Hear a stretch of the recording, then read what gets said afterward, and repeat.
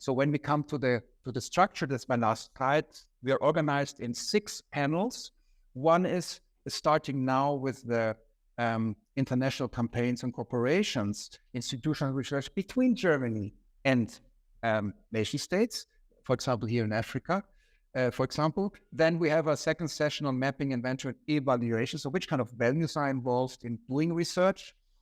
Then we have the third session on the preservation, conservation, appropriation procedures. Another session on tourism and colonification. A fifth one on colonial monuments and sites of memory, where commemorative elements had been in the educational mode.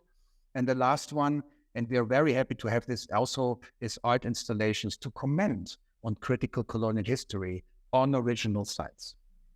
So I'm very thankful that you're all here, that we're all connected to such a nice audience online. Do not hesitate to ask questions in the chat.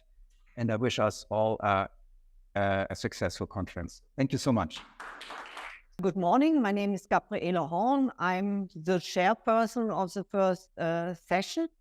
The session, Michael Falser said before, is about international campaigns and cooperation and institutional research. And we have 6 speakers or 5 speakers, and we have, I will say, 3 talks. And I talked to everyone who will give his presentation today, and we have to, it's a challenge to be in time. And Tino Maga explained precisely what Dr. Helmut will do. Our first presentation, I forgot something, our discussion will be in the end of the session and not after every talk. I guess it's more convenient for the people who are online, which I say hello to them too, and to the audience here in the room.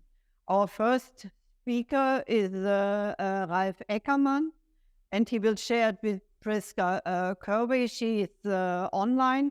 Ralf EGERMANN is a civil engineer and CEO of BFB, Büro für Baukonstruktionen in Karlsruhe, in Dresden, and in Schwerin in Germany. He is an honorary professor at the Technical University of Munich.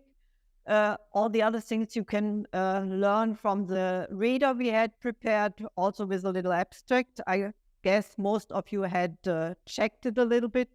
The second speaker is Prisca KIRWAY. She is an archaeologist and principal conservator of antiquities at the Ministry of Natural Resources and Tourism Antiquities Division in Tanzania. And the floor is yours. Thank you very much, Gabriele Horn. Welcome to all the friends outside this room.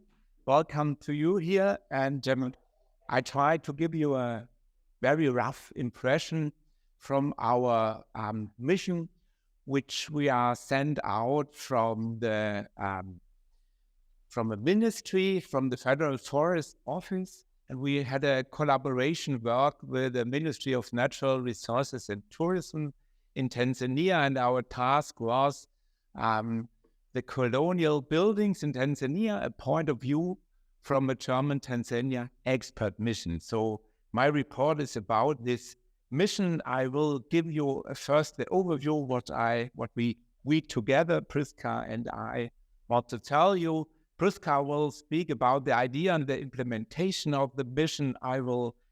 She will give the aims of the mission and present you our mission map. Then I will speak about the methodology, about the result, the activity after the mission, and the conclusion.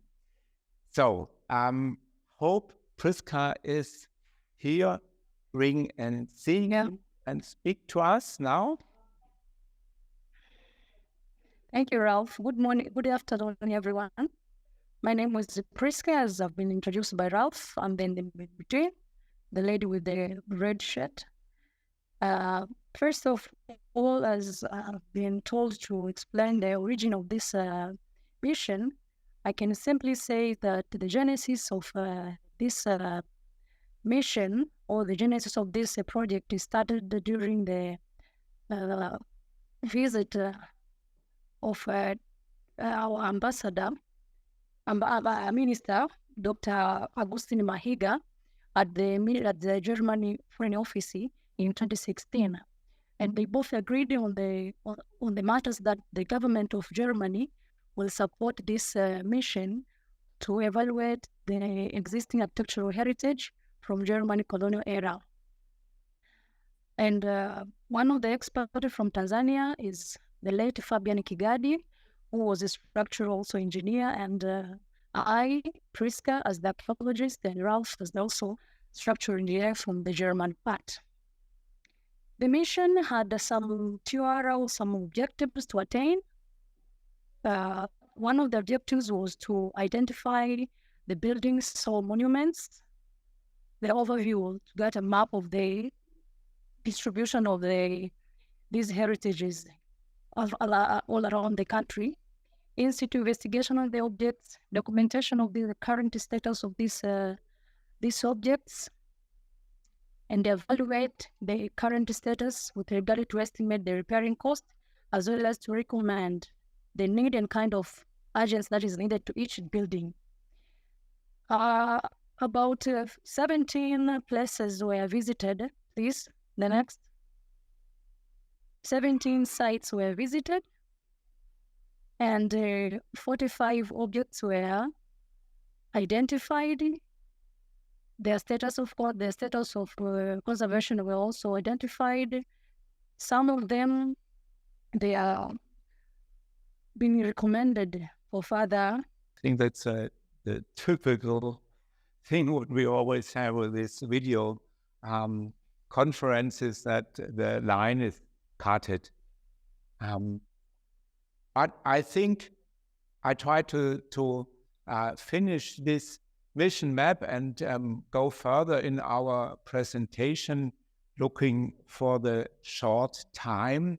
When we started, our mission, we had no idea how can we organize all that. All things were during the mission prepared. The methodology was that we make local inspections, we make descriptions of the constructions, descriptions of the defects and damages analysis that's important for the civil engineer. We made a photo documentation, site measurements, estimation and repairing costs we tried to find out, and at the end to give recommendations to the need of repair, its urgency and the proposed use. The results we brought in very, very simple Excel sheets containing 5 spreadsheets. I give you a rough example how these 5 Excel sheets are working, and at the end we collected all our informations in the site list. So for example, you saw this building, the cliff block in Tanga. That was the first block where we give the now problem the first slide. So you see how is built, the architect, if we know, and we get some rough informations. The second was the informations about this building. Every building was how many stories, which kind of roofs, which kind of outwalls, plaster windows, and so on. Very rough description about the building. Then another sheet with some important pictures, and that is another point, was the collective data, geometry, defects, damages, remarks, and together we try to give a rough information about repairing costs. And that the important thing was the recommendations. It is divided in urgency, and we can't see the effort. And you see down there are, if it's a high, the short term, and so on, and so every detail was valued. And that was the site list, collected only the first 10. We made a ranking, which is important, which is not so important. The first 10 buildings you see in some pictures, that is the cliff block in Tanga, that is the Gunset House, it is not the Tanga is a full position in our investigation. Gunset House in Volta, we can hear later about that building.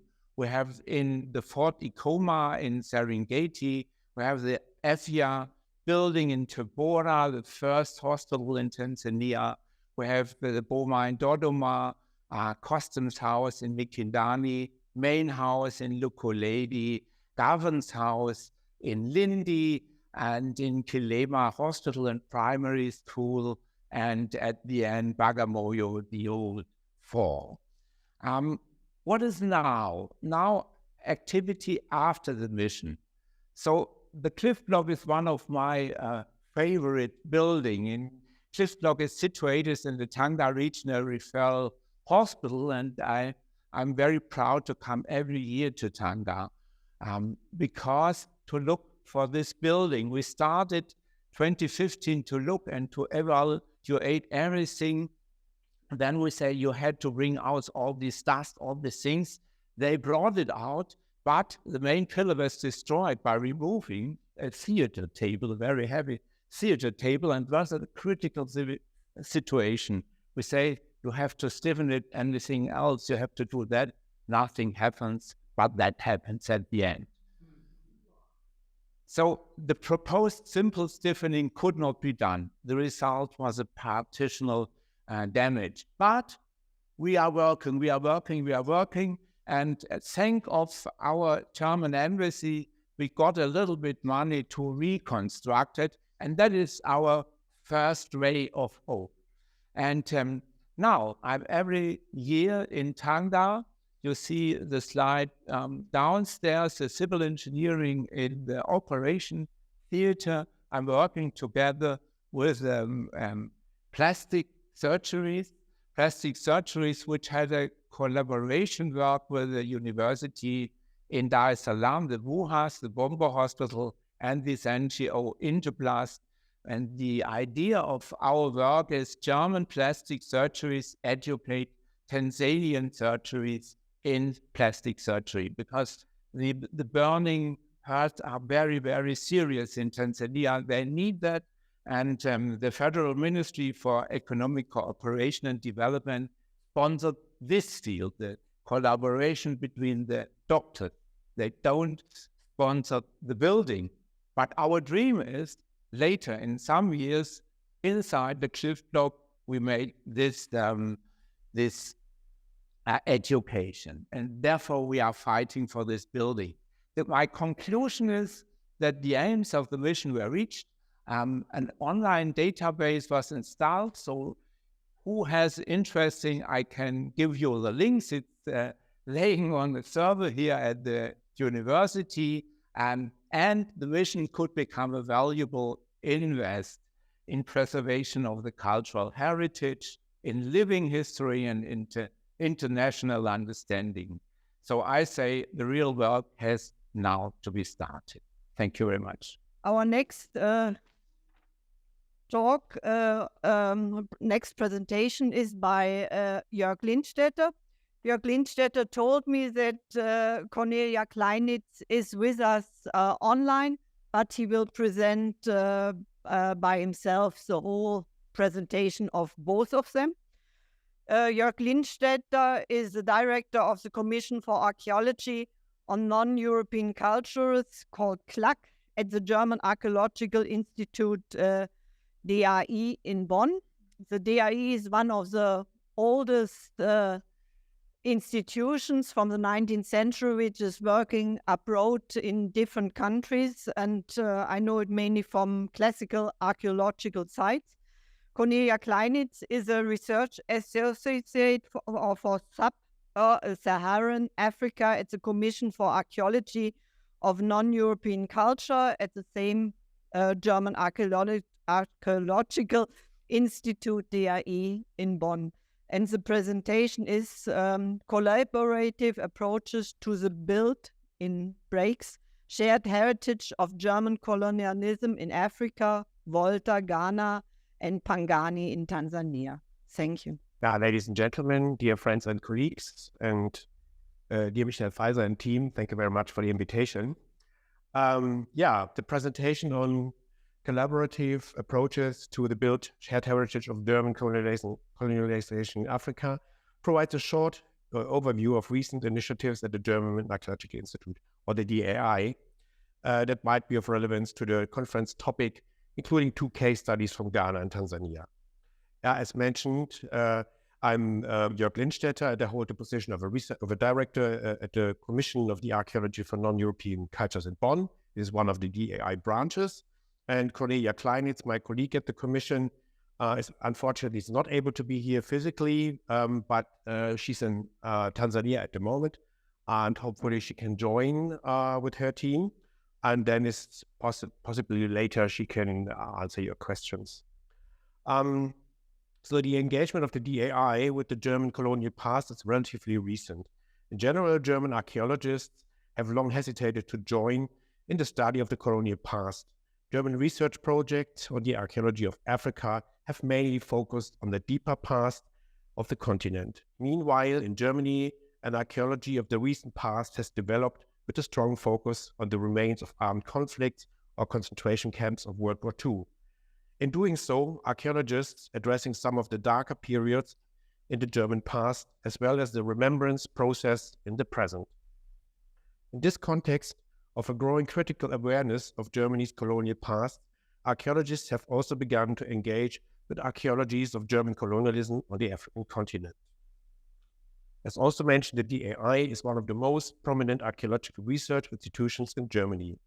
It is running research and cultural preservation projects worldwide, including the African continent. Since the DAI is part of the German Foreign Office, we received within the last years several requests from African partners asking for assistance in order to study or preserve material remains of the German colonial past. Therefore, we finally launched an initiative with the focus on the German colonial past in Africa in late 2020 with my colleague Cornelia Kleinitz when she joined the Institute in Bonn. The project, entitled Archaeology and Shared Heritage of German Colonialism, Materialities of Colonization, Resistance and Cultural Entanglement on the African Continent. It is a project frame or an umbrella program within a variety of special projects can be developed in collaboration with local partners on the African countries or in Germany itself. The central idea of this umbrella program was to have the institutional backing of the German Institute, including a basic budget, but at the same time it was important to us that there is no pre-formulated project with a clear work plan and defined outcomes, which we had to impose on local partners. So we looked for interested partners in African countries, which are affected by German colonialism, and then started to listen. In June 2021, under the conditions of the COVID-19 pandemic, we started a program by organizing a workshop series in cooperation with Paul Lane from Cambridge University and funded by the German Academic Exchange Service, the DAAD. And the first online event brought together a number of archaeologists and heritage specialists from Ghana, Togo, Cameroon, Namibia, and Tanzania, and some of the participants are also here today. As a final event of the series in August 2022, we co-organized a session at the 16th Congress of the Pan-African Archaeological Association in Zanzibar, which was titled The Archaeology of German and British Colonialism in Africa and its Heritage Legacies. This session was very well attended and showed the importance of and the global interest in the archaeologies of colonialism in Africa.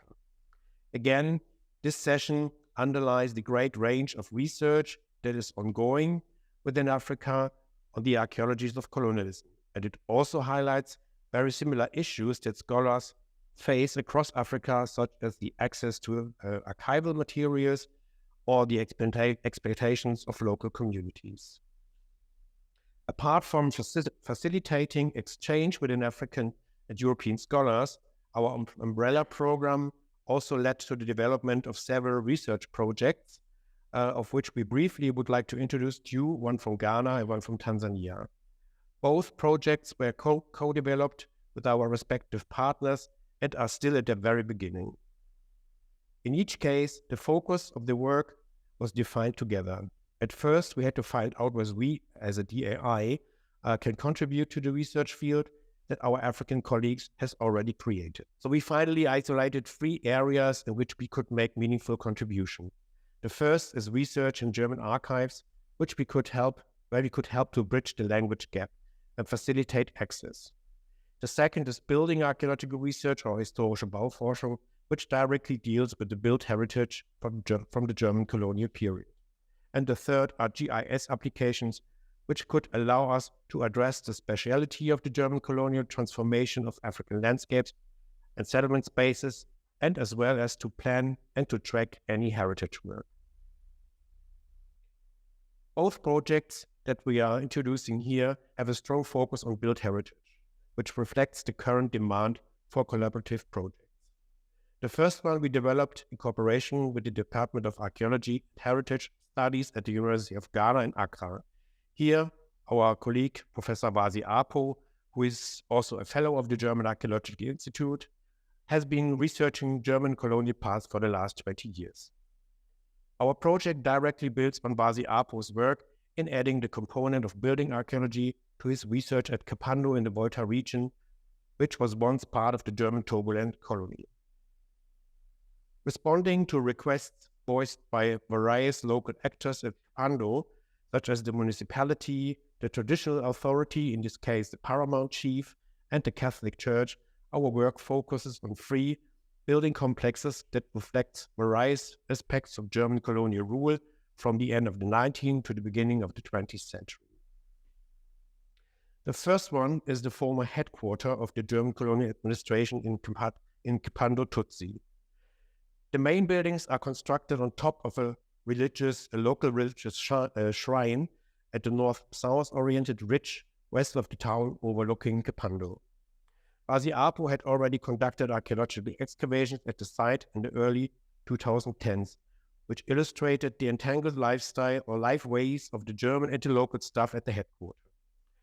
We carried out an initial investigation of the built structures in March 2023, so this year, which already gave a glimpse about the transformation of the buildings over time during the German and the British colonial rule and after independence. Today, the buildings are in an advanced state of disrepair and use by squatters. So Kapando Tutsi today also serves as a local prison, which makes working there a somehow delicate matter. But nevertheless, we were permitted to explore a number of supplementary buildings along the ridge, which allowed us to dig deeper into questions of building materials and building practices, as well as the structural setup of the colonial headquarters in terms of functionality and symbolism of power. The second site of interest are the buildings of the Paramount Chief's Palace in the center of Kapando. The building was reportedly already structurally transformed during the German colonial period. Local tradition talks on the procurement of building materials from Lome, as well as of local materials and local building traditions, which were merged in these buildings. Again, a preliminary study in March 2023 showed the potential for the full building archaeological investigation that would result in a conservation or restoration concept, respectively. In the case of Kapando, there is a restitution case pending in respect to royal regalia that had been removed to Germany by the colonial administration. There is a possibility that this regalia, once returned from the Ethnological Museum in Berlin, can be kept and or exhibited in the Paramount Chief's Palace.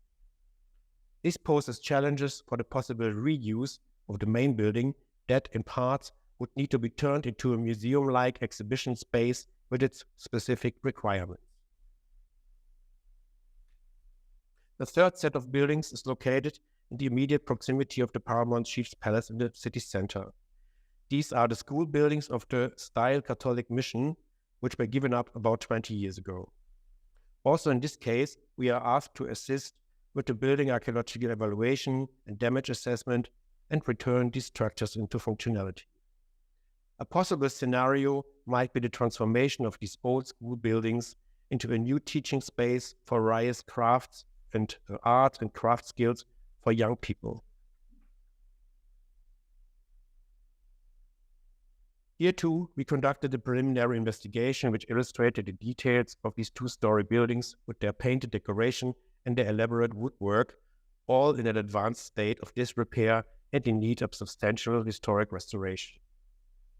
While the work within the Volta German Shared Colonial Heritage Project is undertaken in cooperation with WASI-APO as leading partner from Ghana, our two main partners for Germany are the Faculty of Architecture, Historische Bauforschung at the OTH Regensburg, Dietmar Kurabkat and Annika Zeigler, and the Chair for Christian Archaeology at the Friedrich-Alexander University, Erlangen-Nuremberg, Ute Verstegen. Both Annika Zeigler and Ute Verstegen are here in the audience and are happy to answer questions later. So bringing our own skills from the AI side to interdisciplinary research group is composed of Ghanaian and German archaeologists, historians, architects, building archaeologists, as well as surveyors. During the next field season in March and February-March 2024, we are planning to involve Ghanaian and German students in the study of two of these three building complexes mentioned above and to closely involve the local community of Kapando. And the second project we would like to introduce you at the end of the talk is also very much entangled with the respective local community. It is the Pangani Shared Colonial Heritage Project in Tanzania, which is funded by the Culture Preservation Fund of the German Foreign Office, whose representative Christina Zametzer is also in the audience and can also answer to your questions later if you like. The project led by Cornelia Kleinitz is led by Cornelia Kleinitz and was developed in close cooperation with local NGOs at Pangani, with colleagues from the University of Dar es Salaam, the National Museum of Tanzania, and the University of Cambridge. The project team is working in Pangani at the moment, as I mentioned. Pangani was a center of German colonial rule in East Africa and place of the so-called Abu Shiri revolt against German colonial expansion. In its architecture, Pangani reflects the eventful history of this East African coast stretch with its local Arab and Omani, Indian, German, and British colonial influences. Local initiatives such as the NGO Usikwasa had focused on heritage preservation among their other social projects, which had culminated in the restoration of an Indian house and its conversion into the Pangariti Heritage Center. More recently, the local NGO Lengambali has taken over the torch and is working with us in the new Pangani project. Work led by these NGOs, as well as the British archaeologist Paul Lane during the 2010s and by Tanzanian archaeologist Elinaza Mjema, up to now has served as a foundation of the recent project. And last slide. We would like to understand the Pangani Shared Colonial Heritage Project as a bottom-up movement, which we help to coordinate. The project is solidly built on local initiatives in cooperation with the municipality and the above-mentioned individuals and universities, which will hopefully help us to target our efforts and to ensure the sustainability of the project. As DAI, we contribute in a very similar way as we do it in the Volta German Shared Colonial Heritage Project as described above, with a strong building archaeological component focusing on the German Boma, as you can see here in the image.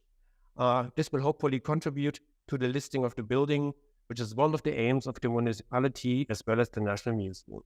Here too, several ideas have been voiced about the possible future of the Boma and the benefit for the local communities. So thank you very much for your attention. Thank you for this wonderful talk. I thank also the speakers before. I found it very interesting to see how communities can work together and specialists can work together. And I still have some questions, but I wait until the last session, the last talk we will have in this session. I'm looking to our next speaker. It's Ms. Salamatu, and she is with us here, so she can join us in front of the audience. And the second speaker, Martin Iluga, will join us via internet. Ms. Aluga has a PhD in historical archaeology and cultural heritage management. She's a researcher and associated researcher at the DAW Zentrum in Yaoundé University in Cameroon. Martin Eluga is professor for anthropological archaeology at Yaoundé University, Cameroon. First, Ms. Damatou will start, and then she will do it with give over the microphone to Martin Eluga. Thank you. Okay, thank you very much for giving me the floor. I will be happy to be here in person to share with you these presentations entitled From Building Archaeology to Conservation Management of German Colonial Architectural Heritage in Cameroon. So in this part of work, we want to share a reflection concerning the remains on German colonial building in South Cameroon. Because when we study German building in Cameroon, the questions of the identification, characterization, and conservation is still an acute one. Most of the architectural evidence has been found to be in ruin, so this research is focused on the issue of managing the German colonial architectural heritage and their exploitation as a historical document. So it is based on the premise that a building has a past, and the study of the transformation of buildings in elevation is as interesting as a stratigraphic excavation. So we going now to my part of the work, which is an application of building archaeology. Mr. Eluga is online. Yes. So I'll continue and give you the floor after. So concerning this, I am the one to begin to talk. okay. Yes. So, okay. Mr. Eluga. Okay, thank you, ladies and gentlemen, for giving me the floor and for the invitation. I'm really happy to be in the same panel with Dr. Salamatu, who has struggled many years ago to let us know, to shed light on German colonial architecture. So, in our paper, we try to raise the problem of the management of this colonial architecture. That is why we focus the scientific study aspect. So in my introduction, in the first slide, I make some observation, first of all, and after that, I'm going to present the statement of the problem. Let's just underline that German architectural production in Cameroon is really remarkable and diversified. These architectural production were used for military, domestic, industrial, commercial, religious, and funerary purpose. As you know, those production was the result of the joint effort of Cameroonian and German. Cameroonian social actors have really participated to build the work, and beautiful work, as you can see. In the current context, one can notice that a few architectural works have conserved their integrity. Meanwhile, most of them are in decay. And sometimes cemeteries, who are symbolic material fact, are increasingly desecrated. Now, what is the problem on the basis of which we are trying to conduct our research? Let's first of all say that during the occupation, architectural works were a determining material element in the functioning of Cameroon territory as a German colony. Once the German has left Cameroon, the same works appear to be worthless and useless. Effort to conserve those architectural production are very sporadic.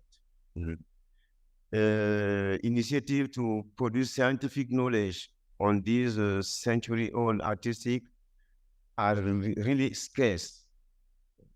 They therefore seem condemned to disappear, to decay, if measures of safeguarding them are not taken as a matter of urgency, though the necessity of their study. So to study this architecture, we raise some issue. The first issue is that of the geographical distribution, the typology and the technology process. What is the geographical distribution of German colonial architecture in Cameroon? The second issue is the values of the works. Those works might have symbolic, scientific, economic, social, or diplomatic values, and so on. They also raise the issue of the alteration, so the decaying of those architectural production. Also the issue of German architectural works in the social representation of Cameroonian population. What is the image that Cameroonians have developed on those architectural production? Maybe this image can be linked to the fact that some of those architectural production are decaying. Nobody is trying to take care of them. We also read the issue of the type of relationship between architecture work and Cameroonian German. What is the relationship? What type of relation Cameroonians have developed with the architectural production? And what type of relation Germans develop with the architectural production? Another issue we raise is that of the desecration of graves. Because in many places in Cameroon, Yoko, Molundu, you find graves, for example. And the issue of restitution of repatriation of human remains to Germany or other European countries is also important for us. Because some German families came here, come in Cameroon to remove the human remains from graves and take them to Germany. So it might be an important issue for us. And that will bring researchers to look at the situation. So all those issues are focusing one main objective, with the safeguarding of the architectural production left by German after the abandoned Cameroon. So what is the basis on which we are going to work? We are going to conduct scientific research. We are then in the methodological issues of our paper. It is necessary to lay down the epistemological basis of the study and the management of German architectural works in Cameroon. Because we consider this architectural work as a material memory. So what are the approach we are going to follow? In our work with Dr. Salamatu, we are trying to apply some approaches. One of these approaches is the disciplinary integration approach. In this approach, all the researchers most interested by the German colonial architecture must be involved in the process, from the elaboration of the project to the field work, to the production of knowledge. Applying this scientific integration approach seems for us relevant and accurate in the study, because the integrationist approach might help us to limit the conflict due to the application of inter, trans, and pluridisciplinary approaches. Anyway, several scientific disciplines are supposed to be implicated to know more about German colonial architecture. That is the wish for us. In the field, Dr. Salamatu tried to apply one approach. It is the building archaeology approach. I would like her to explain this building archaeology approach before presenting the result of our research in the field. Okay, thank you, Professor, for this general introduction. In my part, I suppose to share with you the application of the building archaeology methodology. And we have to say here is the concept depend of countries and also author. But in American and British conception of building archaeology is the discipline of reconstructing the history of existing building using direct observation. And in my research, we try to deal with specialists for visual art and visual and digital art, social sciences, and also physical chemical sciences. This is the location of the site which we have done survey.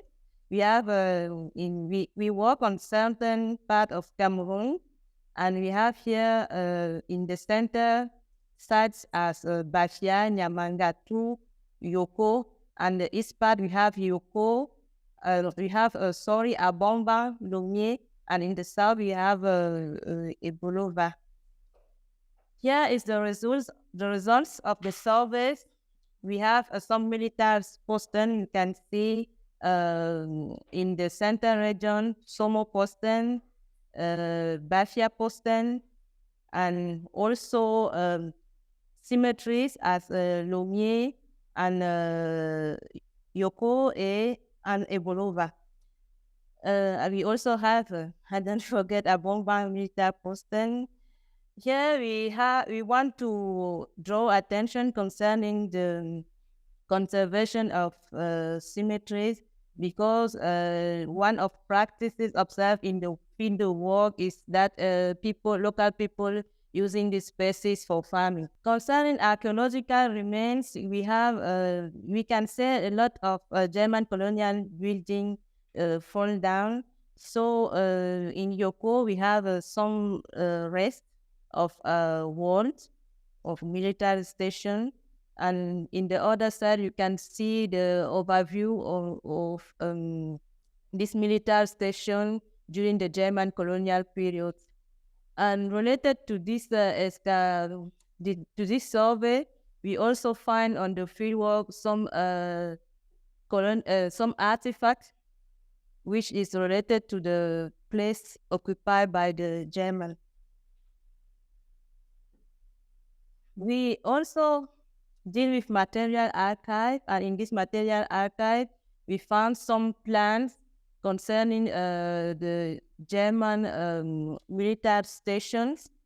And we have to say here that in the fieldwork, we have an evidence. In the material archive, you have plans, but we don't have an idea concerning the whole shape of the building. So we started to think about digital method of reconstruction in 3D, the shape of the building. So the work is still going, but we starting to drawing something to have an idea. Concerning the physicochemical approaches, we can say that we have here the material concerning the German colonial building, as such as bricks, such as also stone, and we have an element concerning the nature of this material, such as cyanogranite or monzogranite, concerning the stone material. We also have information concerning the typology of the assembly of the bricks, which we have two types of assembling, which alternative types of clay bricks assembly. So I can continue with this one. Yeah. So here we have also another material coming from archive that's showing here the settlement and the issue of the spatial configuration and historical impact of building. So this map show the plan of the infrastructure of the military station in Yoko. But here you can find that the question of the location of the population, which sometimes achieved to the issue of what we call palimpsest. I think Professor Apo from Ghana is one of the specialists of the question, is concerning the relationship between the building and the impact control to the occupation of the space. So in conclusion, we can say we know a little on German colonial architecture. The study of German colonial building in Cameroon was then took on each term of a research program in order to gather relevant and accurate data. So researchers interested in the study, the management and promotion of German colonial architecture in Cameroon may come together to write a sound and accurate research program. We can also say there is a real need for vigorous support to the Cameroonian partners in the building of capacities in the domain of conservation, restoration, and promotion of German architectural production in race in Cameroon. And some German families, as Professor Iluga said, have removed human remains from cemeteries, so maybe there is a need to look closely at the issue of restitution, repatriation of human remains to German or other European countries. So thank you for your kind attention. Thank you, Mr. Iluga and Ms. Salamatu, for this wonderful talk from a view from Cameroon itself, and not only a view from partners, from German partners. These I found very interesting. Thank you very much for your inputs. I have a question according to the first two projects, and I really appreciate that Dr. Salimatu and Professor Iluga embedded the projects into the historical context. So my question is, in how far restoring buildings and restoring a certain aesthetics, German aesthetics, can be said to be if that is a decolonizing process, in what way? Because in how far African aesthetics would be incorporated into the first project, like artists, and also because the buildings, I mean, they show German aesthetics, but then they were built by African inhabitants. In what way does that play into the project? And and then the second question would be, in how far can this architecture approach open up a discussion and discourse in Tanzania about the Maji history, in how far buildings like Dr. Salimatu said, they have a military purpose and a social purpose. In how far can these buildings also open up about their narrative? I mean, the buildings have a narrative, but in how far does that play also into the Maji history as far as the Tanzanian project is concerned? Because it has not been touched on that topic. So I hope I made everything clear. It was a bit much, but yes. Yeah, thank you very much to the presenters. I would like to maybe just adding on the previous question. I had the same in mind. If I look at the cliff block, if I look at the cliff block project, I know the plans, and I've been there looking at it, and I found it great too. But I'm also a German, so I would like to preserve maybe my heritage. My question would be, and I also like the use idea of making it a hospital again and so far, but until today it has only been done stabilizing measures. So why is it not happening yet? Is on the other side of the Tanzanian side, is there really that need? Do they want to restore the cliff block, in your opinion? Yeah, that's the first question. And the other one was about Pangani. To Pangani was just if I saw the pictures and I said, now it's getting exciting for me. And then the presentation was over. What are the plans for the Pangani Boma? Maybe if you could elaborate a bit more on that. Thank you. Thank you very much for the presenters. My question goes to Professor Martin and Dr. Salamadu, Cameroon.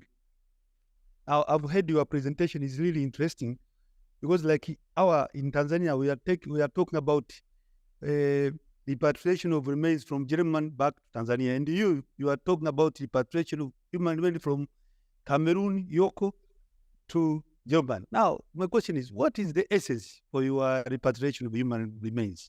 Thank you very much.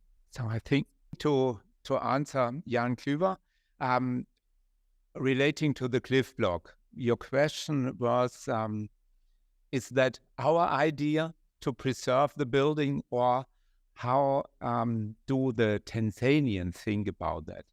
We have this luck that the cliff block is part of the huge hospital. It's a regional hospital, and they are looking for space on this. And the problem, which was that nothing happens, was the political problem. We had this change in the government, and at the end of the last government, very well structures were explode. Now we have the luck that the Ministry of Health is born in the cliff block. So she wants that this building has to be preserved. And she is a very, very close friend to the chief of the hospital, and that helps us now. The problem is the money. The Ministry of Foreign Affairs in Germany gives money, but only a little part.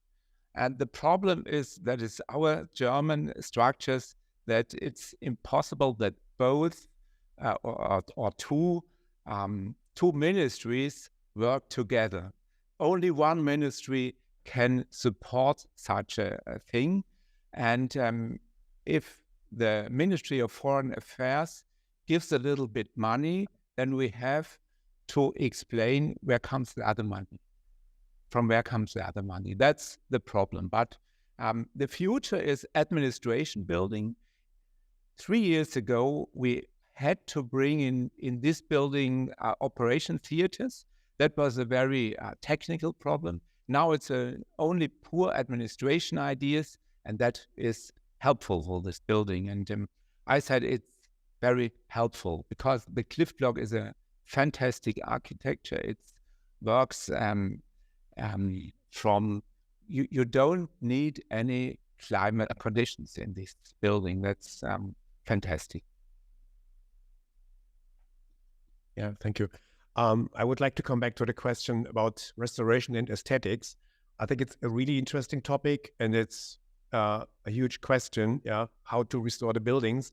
I mean, for us, we are just at the very beginning of the project. We see it as a several step that's a procedure, yeah, from now on to a building which can be reused. And I mean, at least 3 steps. One is the communication with the local community, what they expect us to do with the buildings. The other one is a proper documentation, damage assessment. And the third one may be a restoration. And so I think the first 2 steps, they can be parallel. That's what we have already done. At least we started. So the conversation with the different stakeholders and the documentations of the building are then, so it is an ongoing process. So how the building will look like at the end, so we don't know yet. But it obviously has its German aesthetics or European aesthetics. And so it's an important topic, but what we were told all the time was the interest is functionality. So the interest is going back in the buildings, use the buildings and having a kind of a space for meetings or in this case of the Paramount Chief, maybe an exhibition building. So the discussion was not so much about the aesthetics, it was more about the functionality and the reuse of the buildings. I don't know, Annika, if you from your building historic perspective want to add something on that? No, you need the microphone. Yeah. Sorry. No, it's for the online. Okay, I think the important thing is to have a close look to the buildings, to get to know how the construction of the building is, and to see then how the German aesthetics work together with the working process in the African way. So this is what we are doing now and what we are looking for in our works. Question 2, the microphone is here. Over. Yeah, but Possible if somewhat I will ask again because it's very close to your question and your answer too. Because we have a German approach or German aesthetic about restoration and research and everything. And I worked for a while in China, only short terms. And my Chinese colleagues who have studied also in Germany, they said, if we would work like you, most of the things will be destroyed because you need too much time and the politics are different. And so my question is also to the audience. I'm an ICOMOS member and I like to preserve. How is the measure between the local background, the local communities, and the approach of the German archaeologists or engineers who are coming to these countries? I think there's a problem. I mean, you're right. There is a certain pressure. And it is, there was a lot of talking, there was a lot of research, and now people want to see results. So that's why, okay, there's a certain pressure of restoration, but we think, we all agree that before restoring the building, you need to proper document it and have a proper plan how to fund it, that you have seen in your Excel sheets. It is exactly what it needs to be done. It needs to be done maybe faster, but you cannot start the restoration process without exactly knowing about the damages and the general structure of the building. So we have to hurry up, but we have to do it properly. Thank you. I'm going to try to reply to the question of Mr. So concerning the repatriation of European human remains, I think there are we need to talk of this topic in public space because the question of European remains, concerning the question of European remains, we didn't have in our archive some kind of information. So the idea hidden behind this proposal is to get also information by drawing attention to the European people who has their ancestor in our country. That is the interest of the question of restitution, also the European humans remains. I don't know if Professor Eluga going to add also something. Wait, yes, you have two questions. The first question is about the restoration. Everybody in the rooms know that many German architectural production in Cameroon are in decay. That is the first thing to notice. Then as those architectural production are in decay, what are we going to do? One of the person talk of the process for the restoration. We know this process, but first of all, what we need to do here in Cameroon is to know exactly what is the situation about those buildings. That means that scientific research must be conducted on these architectural productions. But when we know about the values of those architectural production, the question of restoration seems to be an important issue. What is the values of those buildings who are in decay?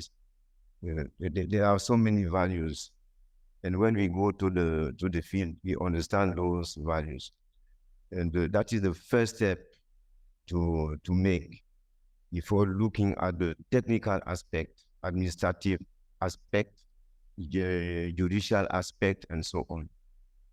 That's what I can say about the restoration issue. Now, the restitution and repatriation of German human remains. Let's look at the situation that happened in Cameroon. It is German families who came to Cameroon to remove the remains of their ancestors. And that is why today we raise the issue of the restitution and the repatriation of human remains found in Cameroon. What are we going to do? It might be an important question for maybe the two countries, Germany and Cameroon. Are the family continue to come in Cameroon, remove remains from the cemeteries, and take them back to Germany? I don't know. My appeal is very simple. Let's try together to look closely at this issue so that we can find good solutions. Okay, that's what I have to say about those two questions. Thank you. Thank you. Mrs. Salamatu wants to say something too, I guess. No, I think Professor Eluga already did it, I think. So, Mr. Danzel, then the chat has also. First of all, thank you for your talks and for your interesting thoughts. I'd like to come back to this suggestion. We are speaking about a dissonant heritage, and usual, let's say, conservators' tools are not working. We can do emergency work to save the roof, to slow down the decay of all these buildings, but we should speak about the values of the people on the side and on the other side of the experts. I was really impressed by this statement that integration concept is needed, because there was the experience made in the past that multi-interdisciplinary and disciplinary work didn't work. Why? Is there any conservation management plan established that allows the discussions which were mentioned by the colleagues now, or it is just a technical approach?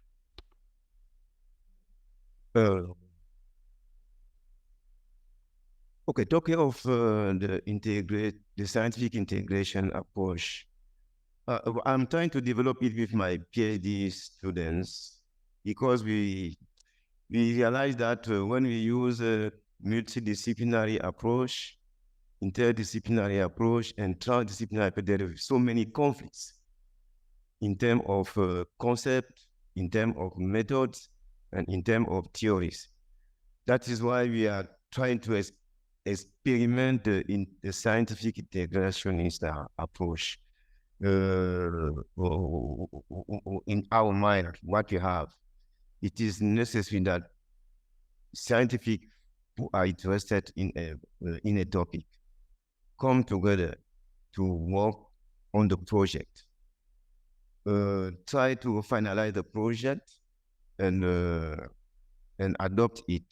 And when the project have been validated, they go to the field together to collect data, and they analyze the data also together. They interpret the result together. And with this approach, there are less conflict. The conflict are minimized when you apply the integrative, the scientific integration approach, comparatively to inter, and transdisciplinary approach. Thank you for your answer. We have one question in the audience. She speaks for a long time. Yeah, no worries. So thank you very much for all the very interesting inputs. Ich muss anstehen. Okay. For the very interesting inputs. I come from Egypt, and we've only very recently been talking about shared heritage, and we've actually discovered that there was German alliances during the era of decolonization on our part, and it struck me most when we talk about descendant heritage, how we as academia tend to talk about preserving and talking about the aesthetics, for example. But I found that most ideologies, especially from where I come from, people don't have that very real or grasp awareness about what it is that it's very important about, for example, colonial architecture. Why do we have to preserve it? What does it owe to us or to our present? And that is why we talk about dissonance here. And we consider it a victory as academia that we preserve a building, but people do not feel a belonging to that building. And so that was my actually primary question to Professor Lindstetter when he said the title of his presentation was Collaborative Approaches to the Built, quote unquote, Shared Heritage of German Colonialism in Africa. I just wanted to know what is it that you title or label collaborative? Is it just that both African and German entities are involved in the project? Or, and the second question is, how is the project perceived by the locals? And I would just like to touch on Professor Voltzer's presentation when he talked about the decolonial responses. I was just curious, how would I find the varying spectrum of responses, which book, so I can just like go back to it. Thank you. Yeah, thank you for that question. I mean, it touches a lot of questions which are raised already. So what we want to say with that term is that really we start project with talking to our partners, so what they are expecting, the researchers, but also the local community. So conversation is from the beginning part of the restoration process. Yeah, this is what we've learned from former projects.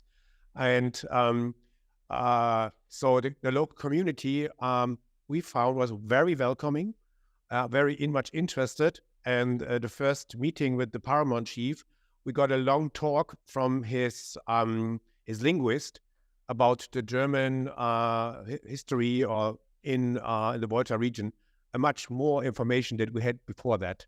So we were quite impressed by the knowledge which exists in the local community and the interest on the cooperation and the buildings itself. Yeah. So we felt very welcome, and we felt also a little bit the pressure so that something needs to be done. But it looked like a very positive environment for this kind of approach. But I really would like, if it's possible, to head over to Cornelia Kleinitz. Well, I would like to hand over to Sirin Kitsitu, who's the director of the Langambali NGO, our local partner, and he would like to say a couple of words about the view of a group of local representatives. From Pangani, sorry. Thank you.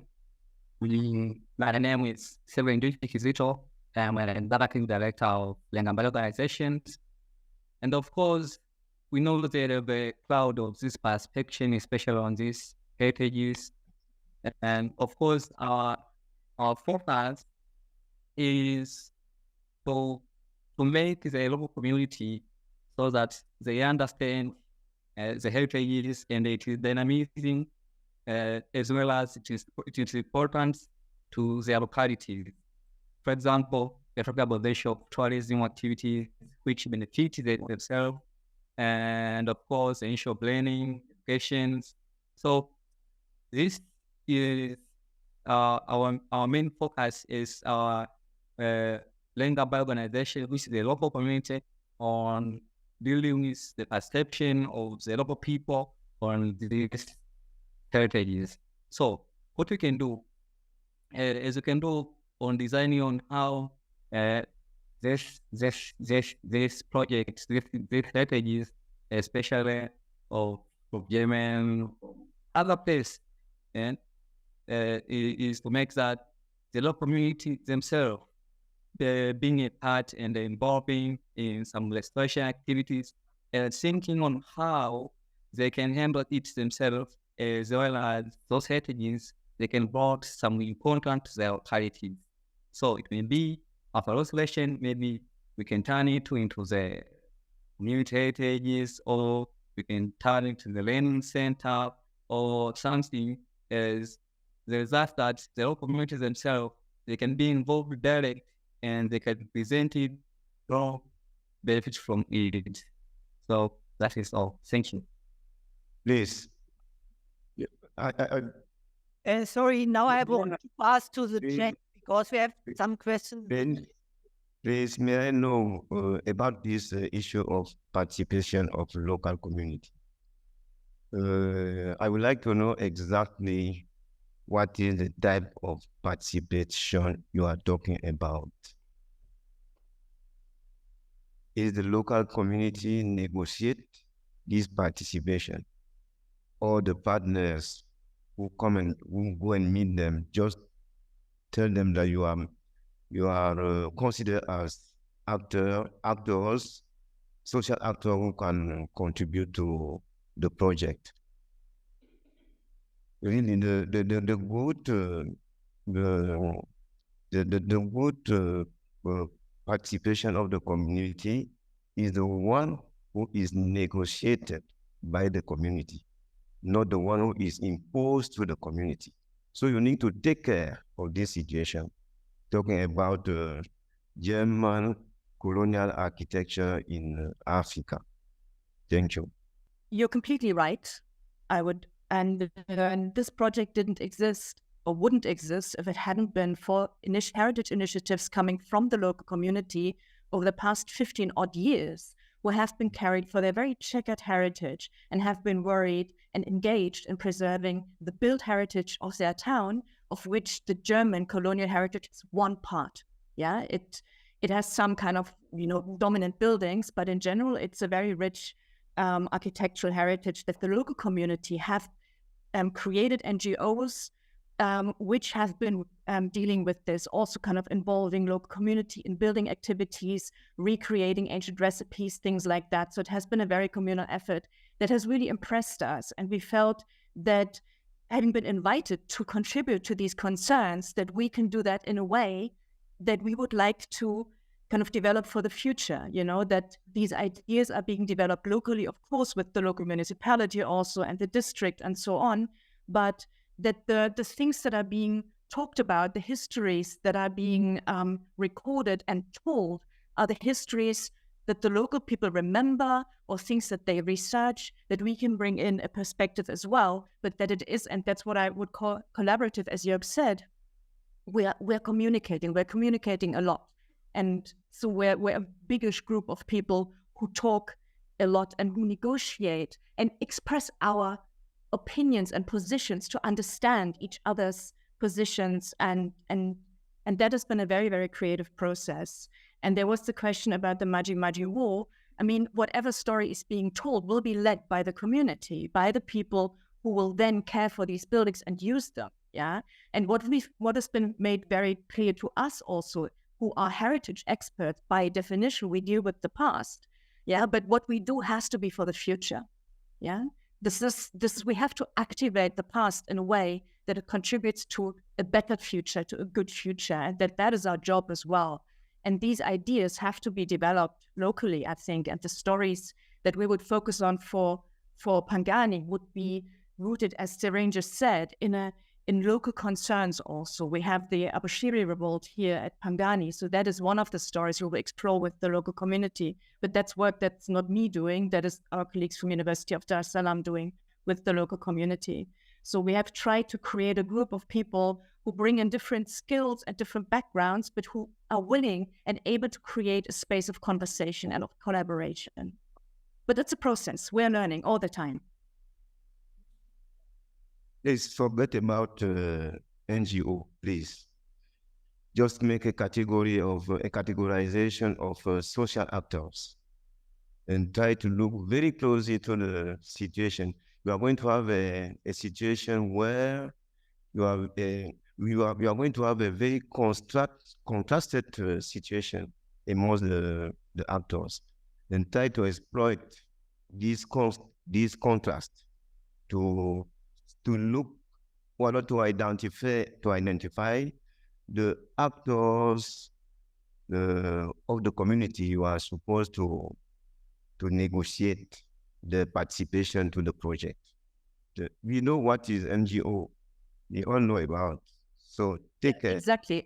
For every case you have, for every case you will have your partners will be the appropriate partners for the place you're working. In this case here, we have a kind of local civil society that has organized itself into NGOs. So there's no outside, at Lengambari, as far as I know, has no outside participants. These are citizens of this town. And so then I think they qualify as a voice of the local community. There will be different ones also.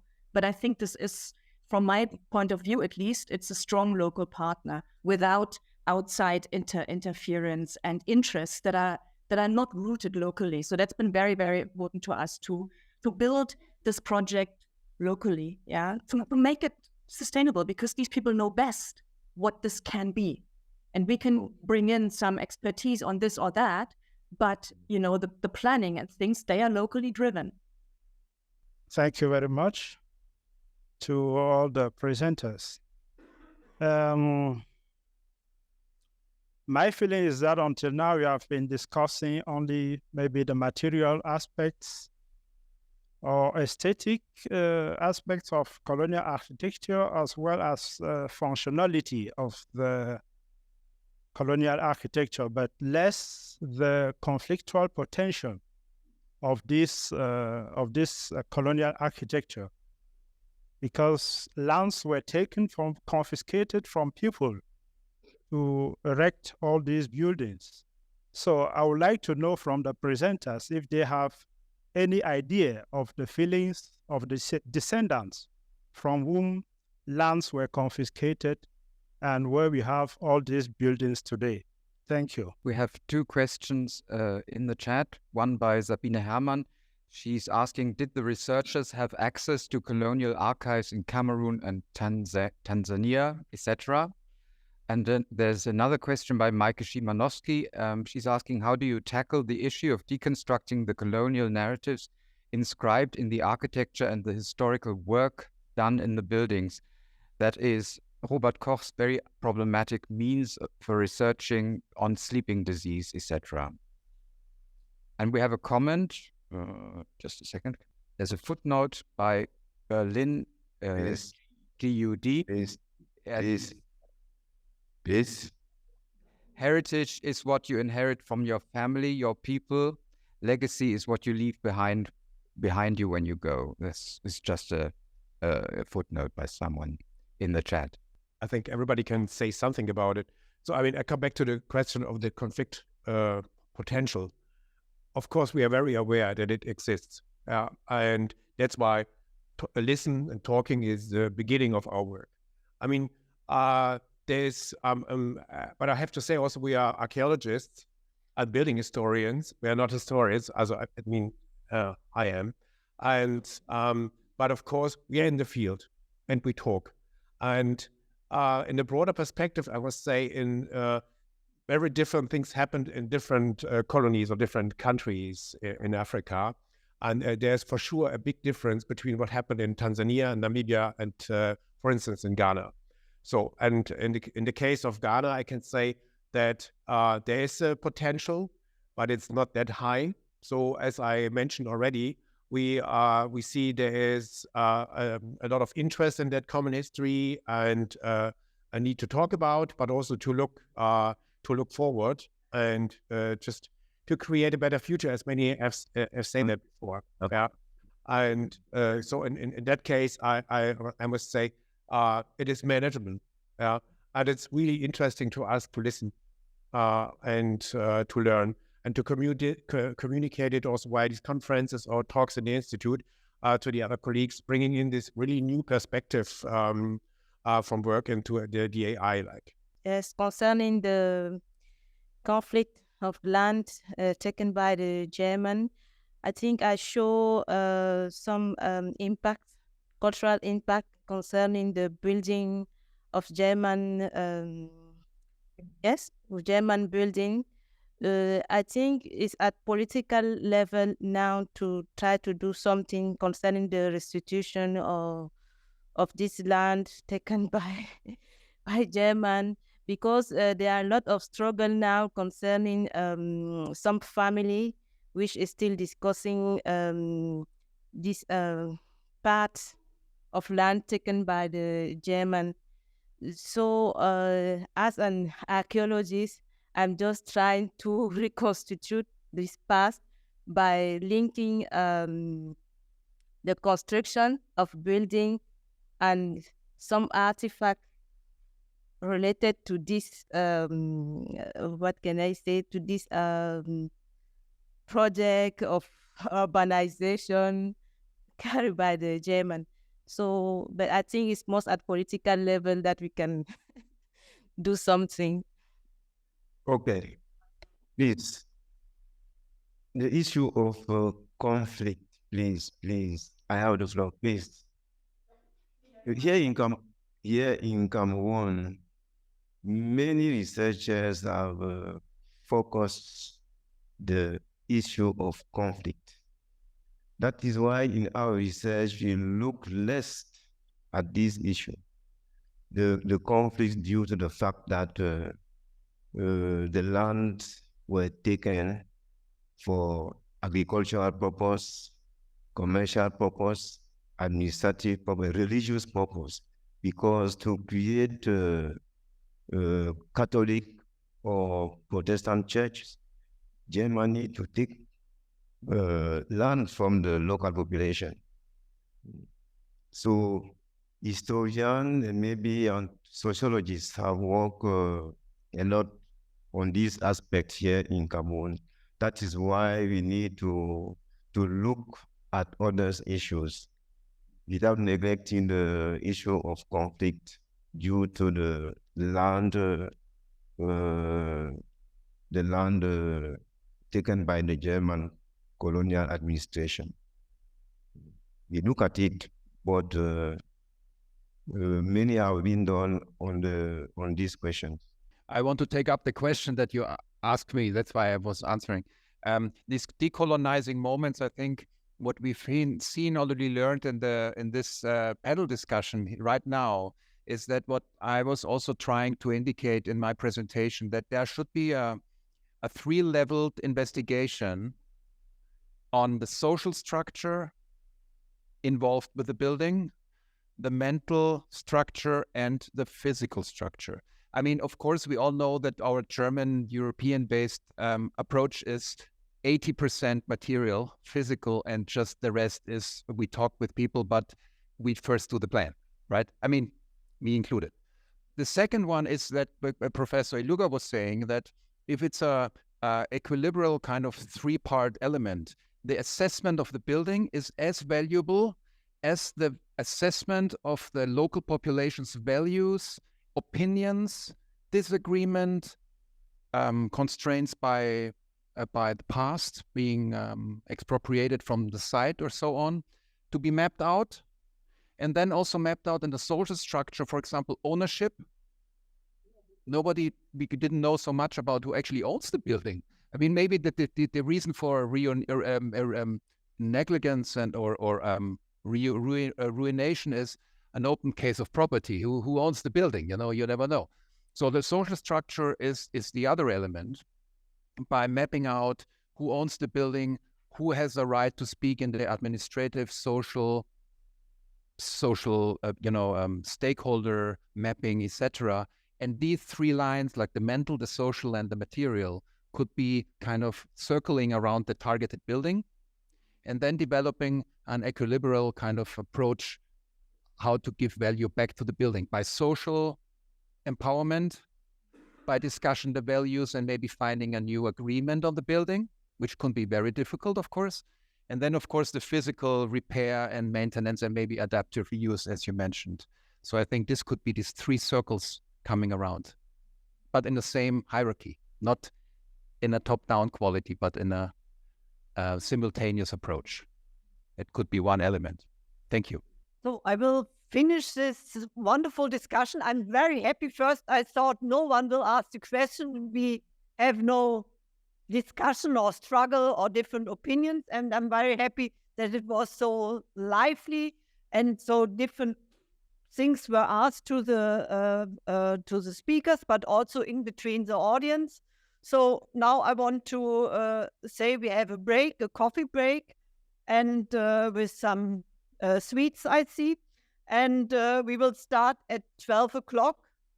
I'm looking to our Dr. Helmut, and we will start at 12 o'clock again. And hopefully everyone joins us online and also here in the audience. Thank you.